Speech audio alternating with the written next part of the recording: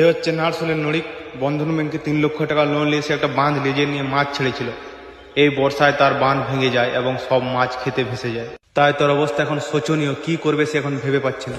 এ নড়িক ভাই, কি হয়েছে তোর? এত টেনশনে আছো? আর বলিস না ভাই, আমি যে লোন নিয়ে 3 লাখ টাকা দিয়ে মাছ ছাড়িয়েছিলাম বাঁধটায় গেলা, সব মাছ জলে গেলা, ভাসে চলে গেছে। আর আমার এখন কিছু নেই, এখন মরা ছিল, আমার কোনো ক্ষতি নেই। দেখ ভাই, টাকা পয়সা আসবে যাবে, এটা সময়ের ব্যাপার। মরামরি করিস না, জীবনে বাঁচি থাকলে বহু টাকা কামাই নিবি। ঠিক আছে, তাহলে ঘর চলে যায় কিনা, একা একা থাকিস না। একা থাকলে আবার বেশি মন খারাপ করবি। খেলা জ্ঞান দেওয়ার বহু লোক, কিন্তু কোন সালা টাকা চুষাবে না। টাকাটা কি আমি গাড়ি মারা শুধাবো? আমাকে মরতেই হবে। কিন্তু কেলা আমার কাছে তো টাকা নেই, আমি মরবো কি করি? পয়সা নাই তো কি হচ্ছে, এই কেলা বাঁশটা নিয়ে যাবো।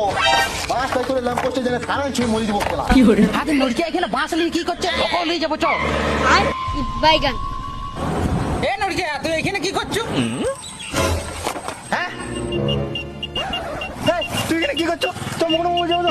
কেলা আমি যাবো না। আর যাবি নি? কি বলছ রে? ডিগি কালা 750 আছে, ওগুলো কে খাবে?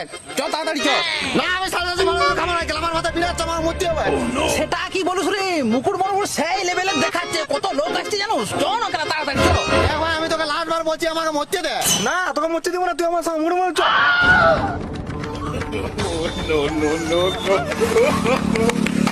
সারা দিকে তো ধরতে পারতাম না, টাইরে বাজালে ঢুক কয়ের পথে তুলে দিতাম, কেলা পাশে তয় থেকে মুখ মুখ সেই লেভেলে দেখতে পাচ্ছি।